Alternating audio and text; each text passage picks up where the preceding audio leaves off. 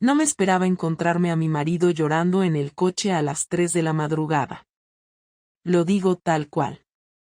Llorando de verdad, con la cabeza contra el volante, el cuerpo temblando, como si algo dentro de él se hubiera roto de forma irreversible.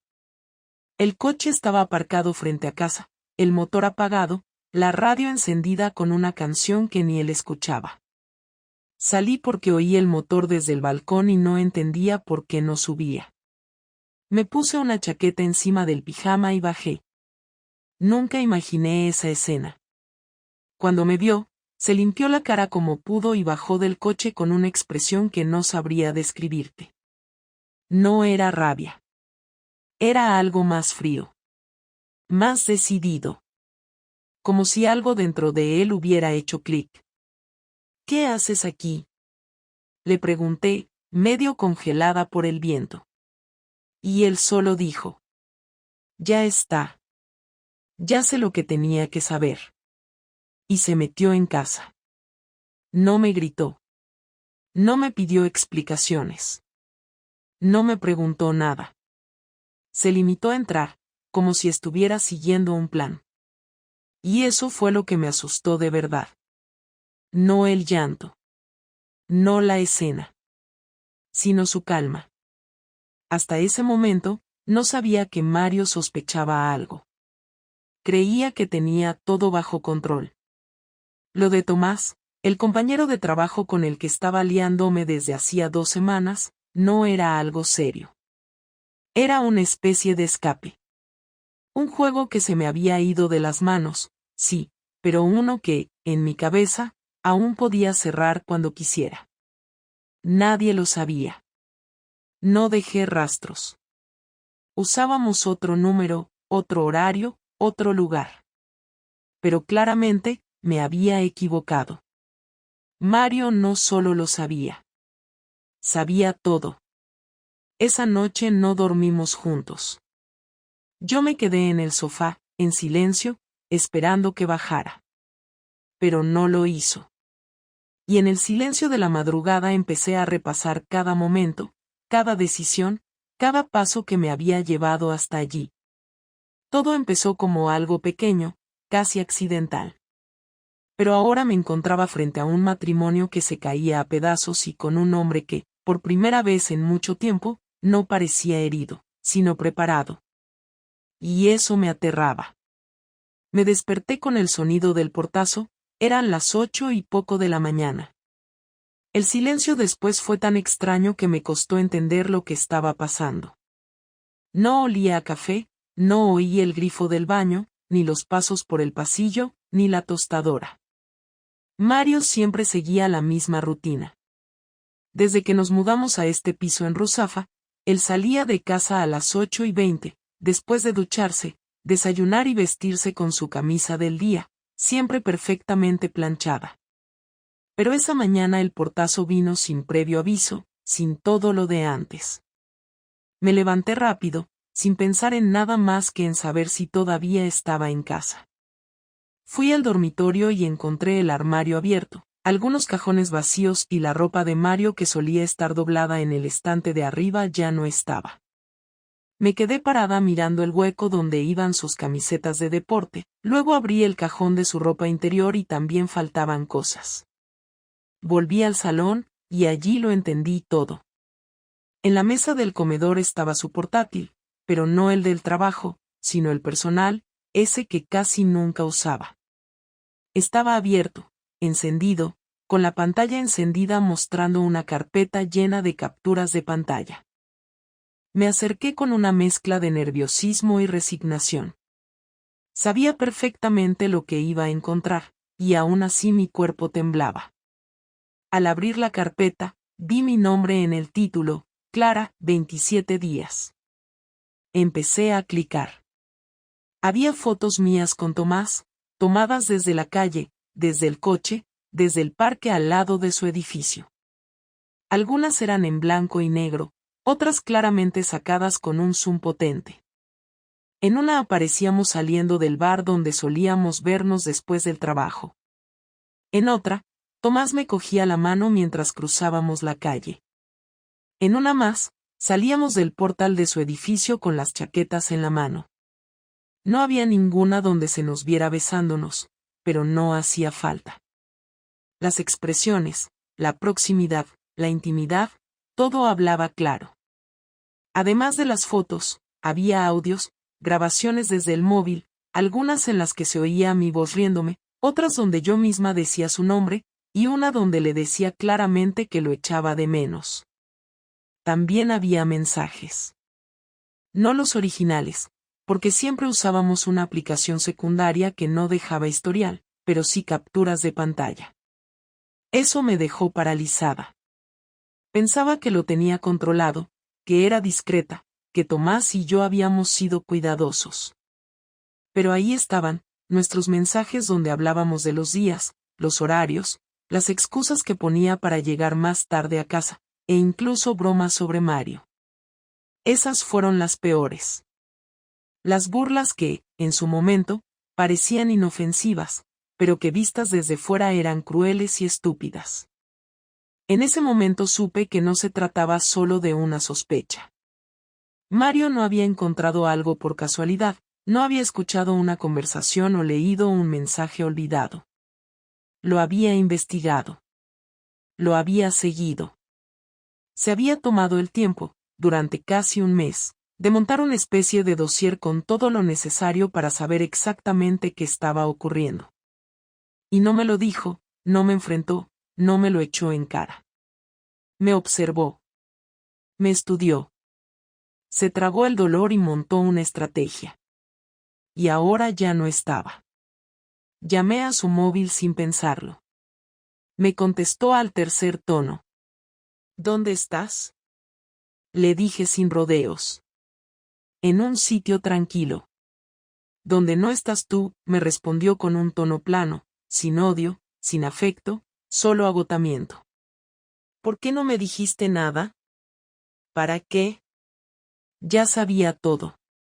Solo quería confirmar lo que ya tenía claro. Ahora ya lo tengo.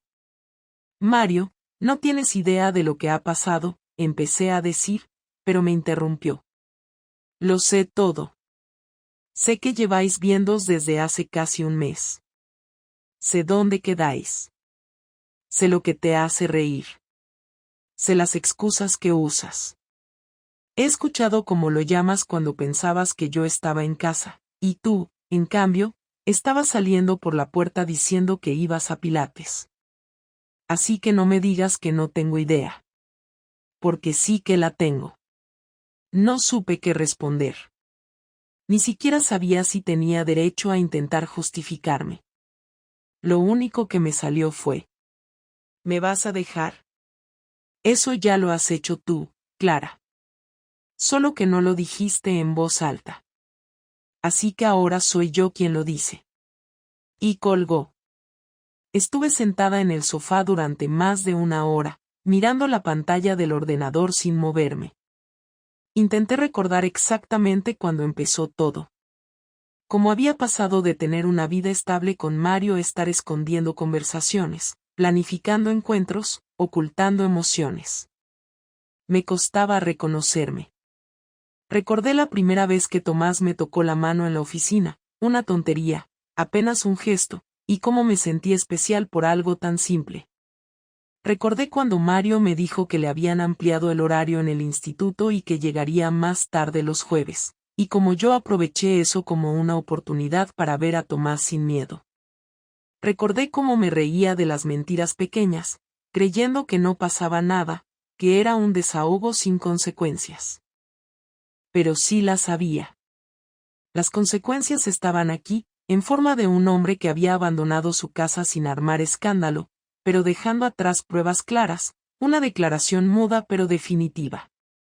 Y en forma de un silencio nuevo en casa, uno que no tenía vuelta atrás. Empecé a enviarle mensajes. Uno detrás de otro. Primero largos, luego más cortos. Luego audios. Ninguno respondió. No me bloqueó, pero tampoco contestó. Era peor. Porque cada minuto sin respuesta era una forma pasiva de decirme: no quiero escucharte. Y eso duele más que un insulto, más que un portazo, más que cualquier grito. A las 3 de la tarde recibí un correo suyo, con una sola línea: he recogido mis cosas. El resto no lo quiero. Puedes quedarte con todo. Firmado solo con su nombre. Mario. Sin despedidas, sin acusaciones, sin amenazas. Solo eso. La claridad de alguien que ha tomado una decisión y ya no necesita seguir hablando. Llamé a Tomás por impulso. Me contestó con voz sorprendida. Le conté lo que había pasado. Se quedó en silencio unos segundos y luego me dijo que lo sentía, que no había querido que esto llegara tan lejos, que él pensaba que yo solo necesitaba un poco de aire. Me molestó su respuesta. Me sonó cobarde. Me sonó a que para él esto era solo una historia con fecha de caducidad. Que no pensó en lo que podía pasar si Mario lo descubría, o si yo, en algún momento, me derrumbaba. Colgué. No quise seguir hablando con él. Me sentí sola. No por la ausencia de Mario, sino por la ausencia de responsabilidad en el otro lado. Porque yo sabía que había hecho algo horrible. Pero también sabía que lo había hecho buscando algo que me faltaba desde hace tiempo. Y ahora, no tenía ni lo que tenía antes ni lo que creía estar construyendo. Y ahí fue cuando entendí que el verdadero castigo no era que Mario se hubiera ido. El verdadero castigo era tener que enfrentarme a lo que había roto con mis propias manos. Cuando Mario volvió a casa no fue porque yo lo hubiera convencido, ni porque quisiera hablar conmigo, ni porque creyera que había algo que salvar. Volvió porque necesitaba entrar para recoger un par de cosas que no había podido llevarse el primer día. Yo llevaba 3 noches sin dormir, revisando mis propios mensajes, mis decisiones y las imágenes que él había recopilado, intentando entender en qué momento exacto se había roto todo, pero cuando escuché la llave en la puerta me quedé paralizada como si el tiempo se hubiera detenido. Él entró sin saludar, sin mirarme, caminando directo hacia el pasillo, y durante unos segundos pensé en dejarlo hacer, dejarlo llevarse lo que quisiera y marcharse otra vez, pero algo dentro de mí me impulsó a hablarle. Le dije su nombre en voz alta, pero él no se giró, así que fui detrás de él y repetí su nombre, esta vez más firme, y entonces se detuvo. Mario respiró hondo y se dio la vuelta despacio, mirándome con una calma que no supe interpretar. No había rabia, ni tristeza evidente, ni desesperación, solo una distancia calculada como si fuera un compañero de trabajo con el que tenía que tratar por obligación. Le dije que necesitábamos hablar, que aquello no podía quedarse así, que no podíamos pasar de ser una pareja estable a ser 2 desconocidos sin ni siquiera una conversación. Me escuchó sin interrumpirme y cuando terminé, me dijo que él no tenía nada que decirme, que ya había visto lo que necesitaba ver, y que la conversación, para él, estaba cerrada desde hacía días. Fue la frialdad con la que lo dijo lo que me cortó la respiración. Le pedí que me dejara explicarle al menos cómo había pasado todo, aunque yo misma sabía que no tenía una explicación digna, pero sentía la necesidad de contarle algo que no sonara a excusa, aunque no supiera por dónde empezar. Mario dejó la bolsa en el suelo, cruzó los brazos y me dijo que hablara, que aprovechara porque esa sería la única vez que me escucharía. Y ahí empezó una especie de confesión que no tenía un orden claro, pero que salió de forma casi inevitable. Le dije que no había sido algo planeado, que no había estado buscando nada, que Tomás se cruzó en un momento en el que yo me sentía apagada, que había encontrado en él un tipo de atención que llevaba tiempo sin sentir. No estaba intentando justificar nada, ni convencerle de que yo era una víctima de mis propias carencias, simplemente estaba describiendo lo que había pasado sin adornos. Mario me escuchó sin cambiar la expresión. Cuando terminé me dijo que lo que yo sintiera antes de acostarme con otro no era algo que él pudiera resolver aunque hubiera querido, y que si yo necesitaba a otro hombre para sentir algo que con él ya no sentía, entonces lo mínimo que podía haber hecho era decírselo antes de cruzar esa línea. Me dijo que había pasado semanas observándome sin que yo lo notara, que mientras yo estaba pendiente de un hombre que conocía desde hacía apenas unos días, él estaba intentando entender qué había cambiado en mí. Me dijo que no quería saber detalles íntimos ni quería que le describiera escenas, porque no necesitaba torturarse con lo que ya había visto, y que si yo esperaba que él reaccionara con gritos o insultos, estaba perdiendo el tiempo. Le pregunté cómo había conseguido toda la información. Siempre había confiado en que él era una persona discreta, nada controlador, alguien que respetaba mi espacio, así que me costaba imaginarlo siguiéndome por la ciudad. Mario me explicó que durante semanas había reorganizado su horario para poder seguir mis movimientos sin que yo lo sospechara, que se había pasado tardes enteras dentro del coche esperando a que yo saliera de la oficina, que había llegado a aparcar a 2 manzanas de distancia para que yo no lo viera. Me dijo que había aprendido a hacer capturas de pantalla de mis mensajes cuando sincronizaba mi móvil con el ordenador, cosa que yo había hecho varias veces sin darle importancia. También me contó que grabó conversaciones sin que yo lo notara, que instaló un micrófono en el pasillo porque quería saber si mentía incluso en los detalles pequeños, y que lo que descubrió durante esas semanas le dejó claro que yo había tomado una decisión antes que él. Me quedé sin palabras al escucharlo. No esperaba ese nivel de detalle, tampoco esperaba que hubiera tomado tantas acciones sin decirme nada. No era Mario el que yo recordaba, el que confiaba en mí sin condiciones. Le dije que me sorprendía que hubiera llegado tan lejos sin confrontarme antes, y él me respondió que cuando alguien decide ser infiel ya no considera a su pareja como parte de la ecuación, y que él comprendió que yo había dejado de contar con él incluso antes de que ocurriera el primer encuentro. Esa frase me golpeó más que cualquier insulto. Intenté acercarme a él, pero dio un paso atrás. Me dijo que no me acercara, que necesitaba espacio, que la idea de que yo lo tocara le resultaba imposible en ese momento. Me dolió más de lo que esperaba.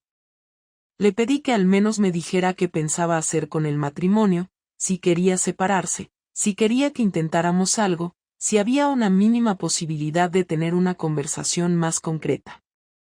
Mario me dijo que no iba a tomar ninguna decisión precipitada, que no quería actuar desde la rabia, que primero necesitaba ordenar su vida lejos de mí y decidir si valía la pena volver a compartir algo con una persona que había actuado a sus espaldas con tanta facilidad. Me dijo que la fidelidad no era una cuestión romántica para él, que era una cuestión práctica, y que yo había roto una estructura que él consideraba fundamental. Cuando intenté volver a hablarle, él me interrumpió para preguntarme si todavía seguía en contacto con Tomás. Me quedé callada, lo cual fue respuesta suficiente. Mario asintió sin sorpresa. Me dijo que ese silencio era precisamente el motivo por el que él no veía posibilidad de hablar como una pareja que intenta arreglar algo, porque para arreglar algo primero hay que querer hacerlo, y en su opinión yo no tenía claro ni siquiera si quería dejar esa historia. Intenté decirle que no era así, pero él me pidió que no mintiera más, que la honestidad ya no era opcional. Me quedé bloqueada, porque entendí que no estaba dispuesta aún a cortar con Tomás en ese exacto instante, aunque sí sabía que mi relación con él no llevaba a ninguna parte. Esa contradicción me dejó desnuda frente a Mario, que simplemente recogió su bolsa y se preparó para irse. Le pedí que no se marchara así, que necesitábamos hablar más, pero me dijo que no tenía sentido seguir repitiendo las mismas frases. Caminó hasta la puerta, y antes de salir me dijo algo que todavía no he podido quitarme de la cabeza. Me dijo que no sabía si algún día podría perdonarme, pero que lo que sí sabía es que no quería convertirse en una versión de sí mismo que desconfiara cada vez que yo saliera de casa o cada vez que yo mirara el móvil. Me dijo que el daño no estaba solo en el engaño, sino en la actitud que yo había tenido semanas enteras, como si nada, y que eso no sabía si podría borrarlo. Cerró la puerta con la misma calma con la que había entrado. Me quedé apoyada en la pared del pasillo, sin llorar al principio, solo escuchando el eco de mis propias decisiones en cada rincón del piso. La confrontación no había sido un escándalo ni una discusión caótica, pero había sido una especie de fin silencioso, uno que no dejaba ningún lugar donde esconderme. Por primera vez entendí que no solo había engañado a Mario, sino que me había engañado a mí misma creyendo que podría controlar las consecuencias. Y lo único que quedaba era intentar averiguar si el daño era reversible o si ya no había nada que salvar. Lo que Mario hizo después no lo vi venir ni en mis peores previsiones.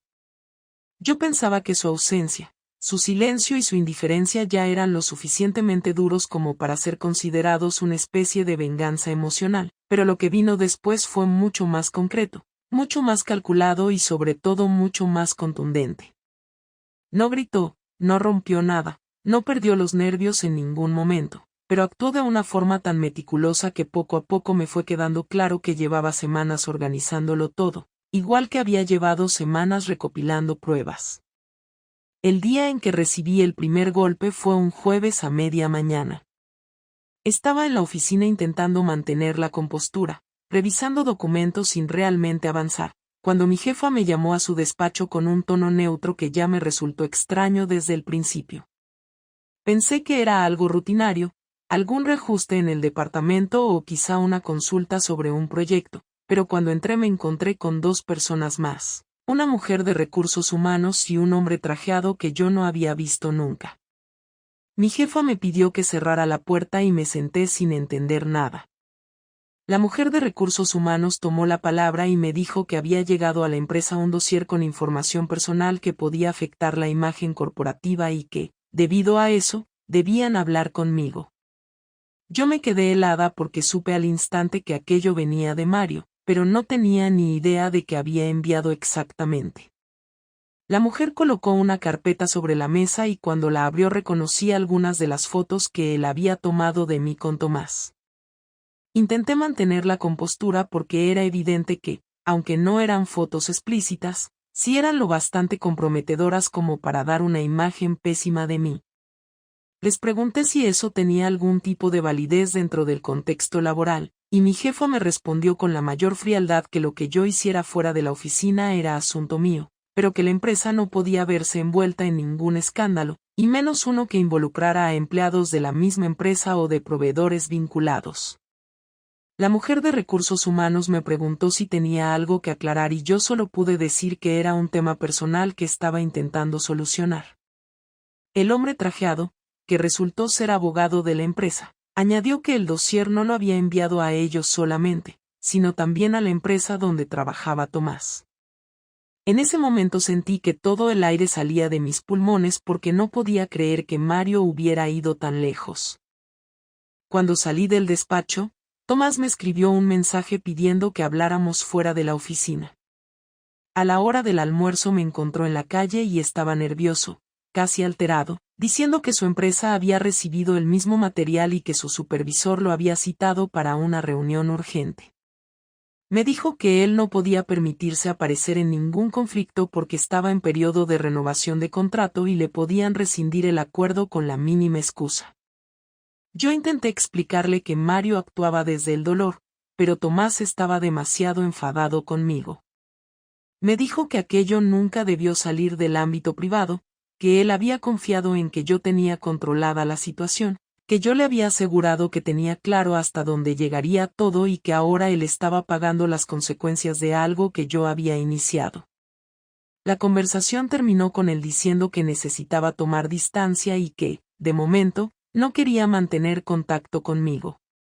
Fue como si de golpe me quedara sin nada, sin Mario, sin Tomás, sin estabilidad en el trabajo y con un nivel de exposición que jamás pensé que viviría. Cuando llegué a casa por la tarde encontré la segunda parte de La venganza de Mario.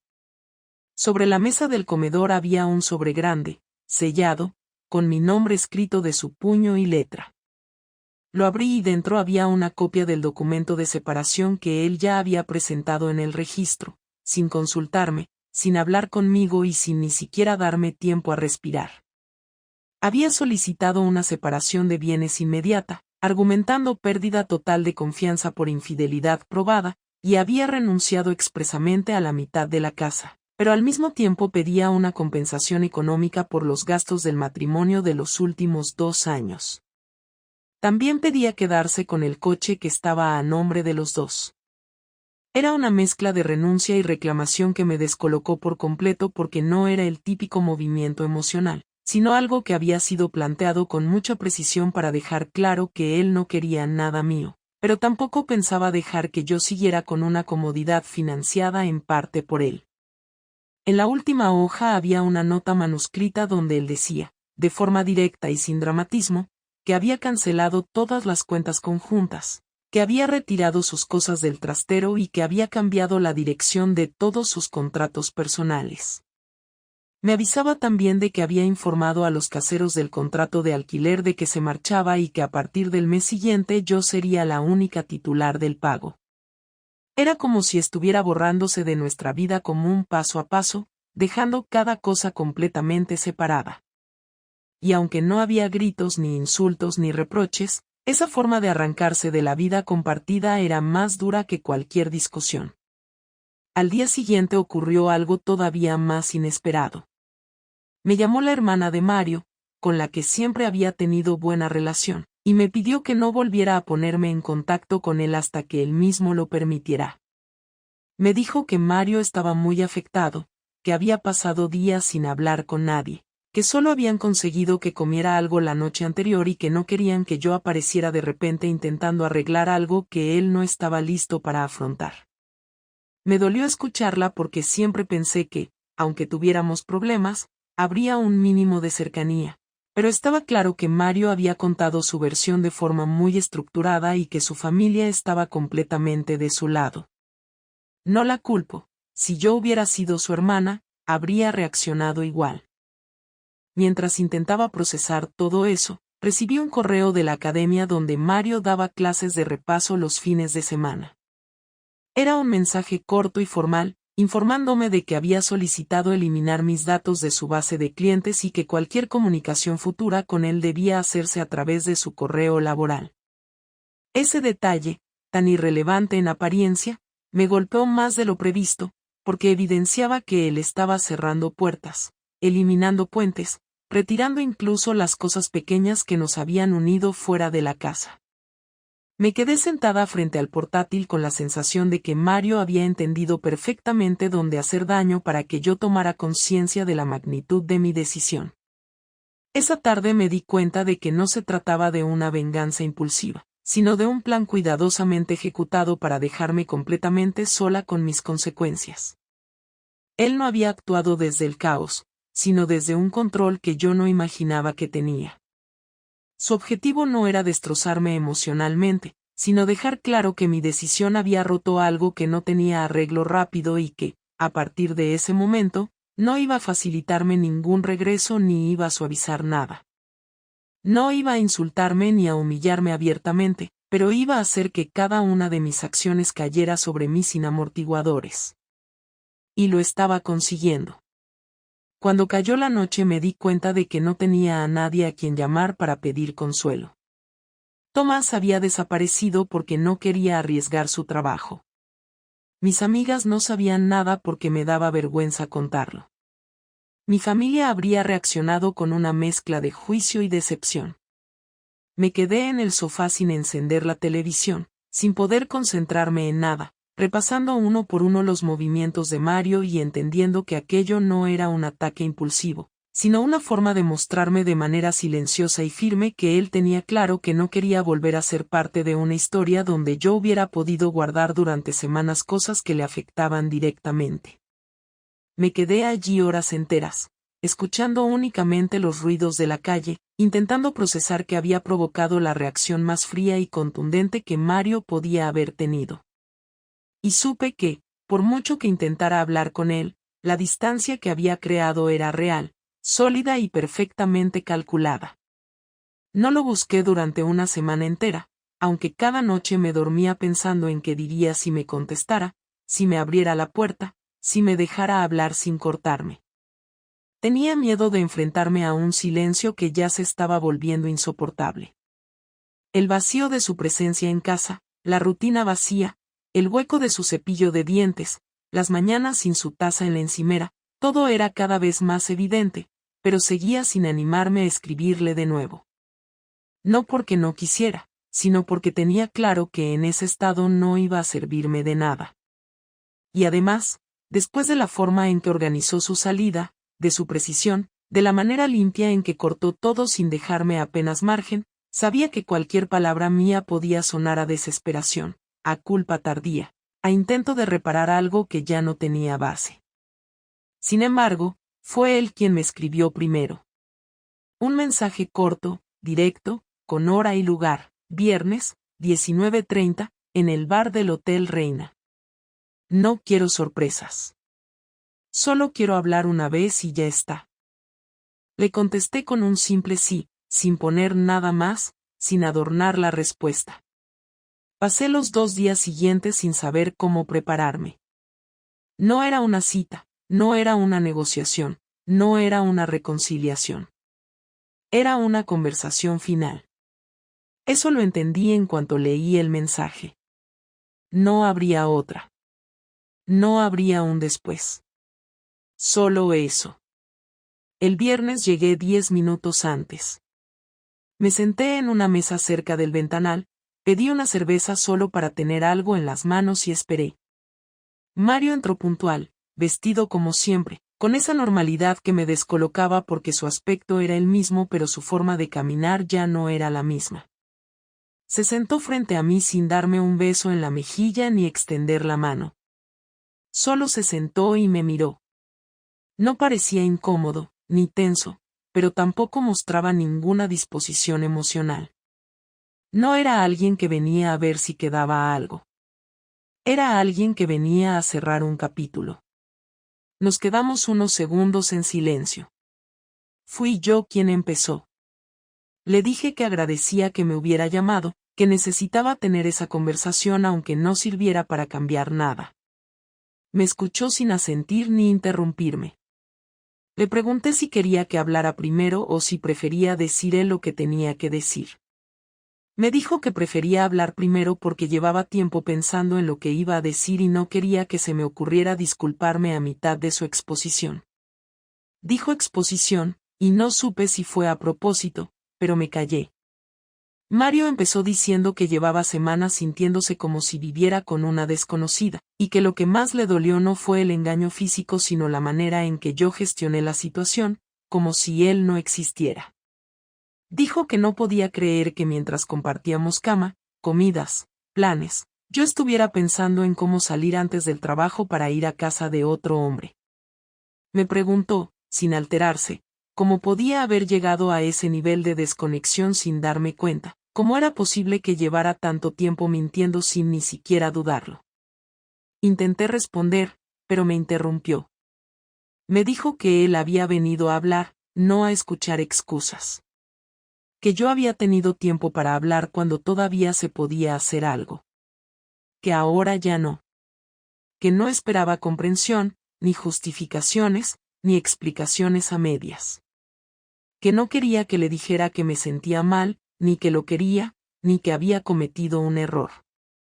Dijo que eso ya lo había escuchado 1000 veces de otras personas en otras historias, y que no pensaba formar parte de un discurso repetido. Me costaba mirarlo a los ojos, pero aguanté. Mario me dijo que su intención no era castigarme, ni dejarme sin opciones, ni hacerme pagar con dolor emocional. Me dijo que lo único que quería era protegerse. Que había entendido que yo ya no lo respetaba, y que eso no se podía reconstruir con palabras. Me dijo que si no era capaz de frenar una relación paralela durante semanas, entonces él no podía confiar en que yo sabría manejar una crisis futura de otra forma. Cuando terminó, me miró esperando que yo dijera algo. Tardé unos segundos en encontrar una frase que no sonara a súplica ni a defensa. Le dije que entendía su decisión, que no esperaba que me perdonara, que no tenía nada que negociar, pero que necesitaba saber si todavía le importaba algo de todo lo que habíamos vivido. Su respuesta fue inmediata. Me dijo que sí, que por supuesto que le importaba. Que por eso le dolía tanto. Que si no le importara, me habría dejado un mensaje, habría mandado los papeles y se habría largado sin mirar atrás. Pero que el dolor que estaba sintiendo era precisamente porque sí me había querido. Porque si había construido una vida conmigo pensando que era real. Y que al ver lo que había hecho, se le vino abajo una estructura que para él era estable, aunque imperfecta. Le pregunté si había otra persona. Me miró sin sorpresa y me dijo que no tenía cabeza ni cuerpo para otra historia, que lo último que quería era empezar algo con otra persona cargando con el sabor amargo de lo que había pasado con nosotros. Me dijo que en todo ese tiempo no se había acostado con nadie, no porque quisiera darme una lección, sino porque no le salía. Que su forma de vengarse era desaparecer, recuperar el control, no convertir su dolor en una sucesión de errores. Me dijo que él no quería estar con alguien por despecho, y que si algún día se enamoraba de nuevo, sería con alguien que no le hiciera sentir lo que él había sentido conmigo durante ese último mes. Intenté explicarle que no había querido destruir nada, que solo me perdí, que no supe cómo gestionar lo que me pasaba por dentro. Mario me dijo que eso era evidente, pero que no cambiaba nada. Me dijo que yo podía estar completamente arrepentida y aún así ser incompatible con lo que él necesitaba. Me dijo que el perdón no es lo mismo que querer seguir con alguien, y que él estaba en un punto donde lo primero era su paz mental. Me dijo que no iba a hablar mal de mí, que no iba a contar nuestra historia como si yo fuera una traidora sin alma, pero que tampoco iba a protegerme de las consecuencias de mis decisiones. Y que si la gente le preguntaba, diría la verdad. Sin adornos. Sin dramatismos. Le pregunté si creía que en algún momento podríamos volver a hablar como personas que se respetan. Me respondió que quizá, pero que ahora no. Que lo primero que necesitaba era distancia, silencio y una vida nueva. Me dijo que no quería volver a casa, ni que yo le escribiera, ni que intentara hablar con su familia o sus amigos. Que ya había hecho lo que tenía que hacer. Me dio la mano, por primera vez desde que se fue de casa. Fue un gesto rápido, formal, como si cerrara un trato. Me miró y dijo cuídate. Y se fue. Me quedé sola en la mesa, con una cerveza ya caliente que no había tocado desde que él entró. No lloré. No podía. Me levanté unos minutos después, salí del bar y caminé sin rumbo. Pensé en todo lo que había dicho. En la manera ordenada en que había explicado su decisión. En su falta de odio. En su tristeza contenida. Y entendí que lo había perdido de verdad. No por el sexo con otro. No por los mensajes. No por las mentiras.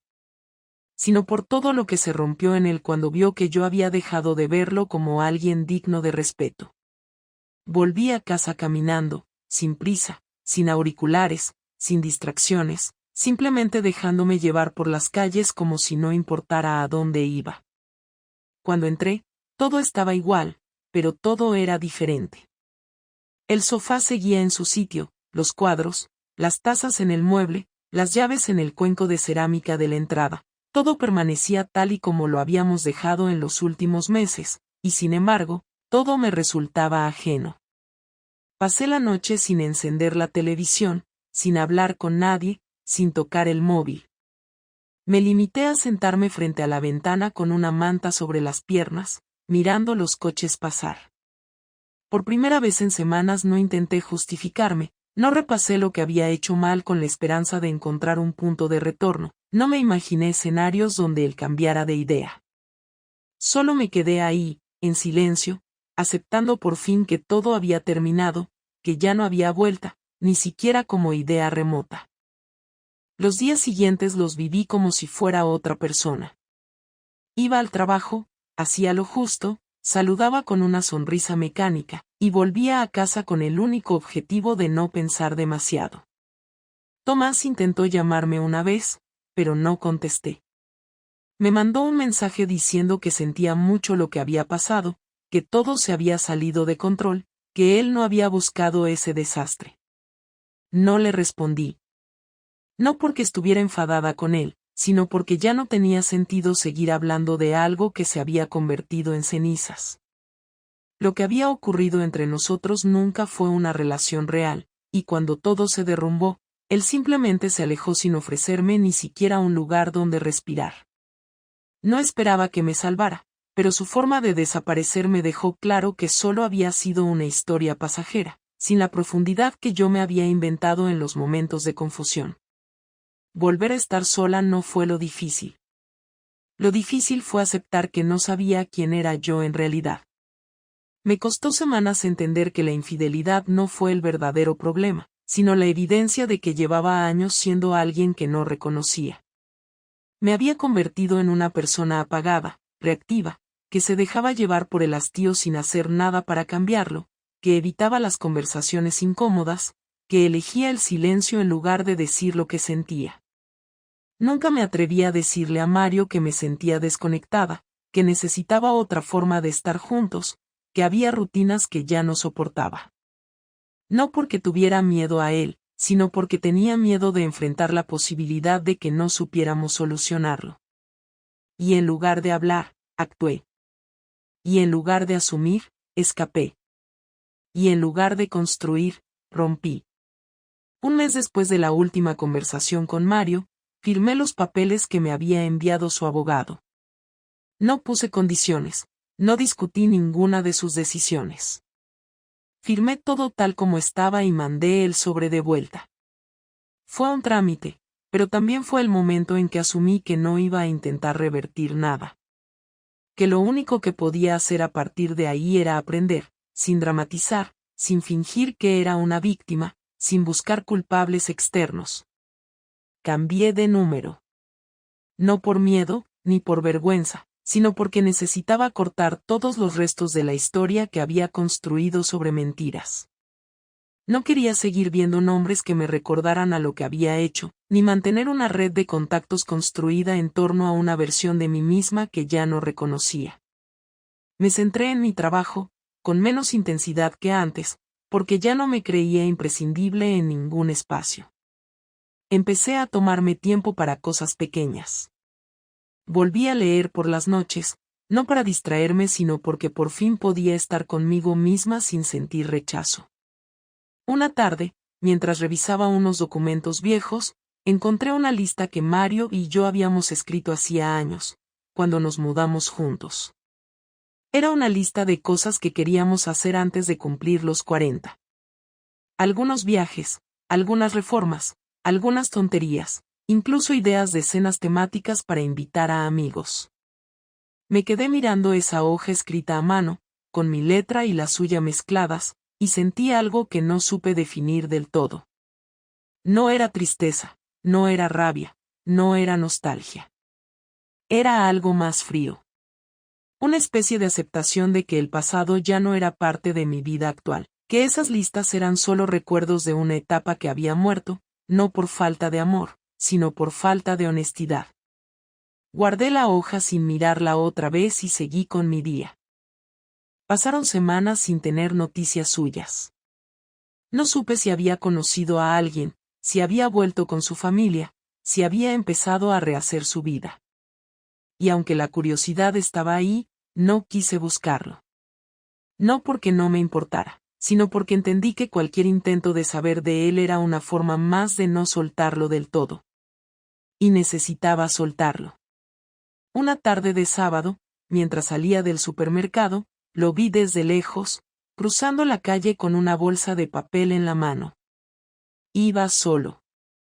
Caminaba tranquilo. No me vio.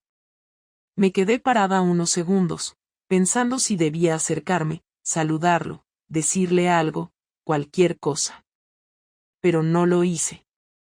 No por orgullo, sino porque supe que ese encuentro no iba a cambiar nada. Solo confirmaba lo que ya sabía, que seguía su camino, que había elegido otra forma de vivir, lejos de mí. Volví a casa con la bolsa de la compra, abrí una cerveza, y por primera vez me senté a escribir todo esto. No como una carta para él, ni como un intento de redención, sino como una manera de poner en palabras lo que ocurrió. Me di cuenta de que había vivido tanto tiempo intentando justificarme o negando lo que había hecho, que nunca me había permitido simplemente contarlo sin adornos. Sin buscar compasión. Sin esperar que nadie lo entienda. Solo contarlo como fue, con la crudeza que implica reconocer que a veces uno hace cosas que van en contra de lo que siempre creyó que era. Y que esas decisiones, cuando las tomas, no se borran ni se minimizan con el tiempo. Simplemente se asumen. No sé qué pasará conmigo dentro de un año. No sé si volveré a enamorarme, si seguiré viviendo sola, si cambiaré de ciudad o si mantendré esta rutina tranquila que he conseguido ahora. No tengo planes. Lo único que sé es que, después de todo esto, aprendí algo que no había entendido antes. Que hay decisiones que no se deshacen con disculpas, que hay personas que no vuelven, no porque te odien, sino porque se valoran lo suficiente como para no quedarse donde ya no son respetadas. Y que hay errores que, por mucho que duelan, no tienen que definirte para siempre, pero sí tienen que cambiarte. Si no te cambian, entonces no has entendido nada. Y yo, por fin, he entendido.